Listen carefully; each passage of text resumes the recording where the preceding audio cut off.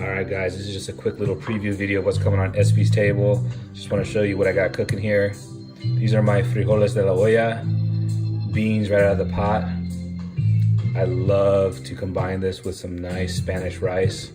Makes just such a great mixture. Dynamite. The type of beans you use, where you're cooking your beans in to get this broth to develop, just an awesome taste. I'm gonna show you guys all that. Next to that, something else dear to my heart is this New Mexico red chili. So good. Add this to any breakfast taco, burrito, chilaquiles.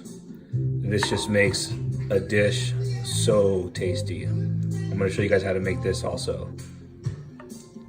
Here's a little taco that I made from the frijoles and then the Mexico chili. This is the way I finish it. Little cilantro, little queso fresco, avocado. So good. Of course, a little beer.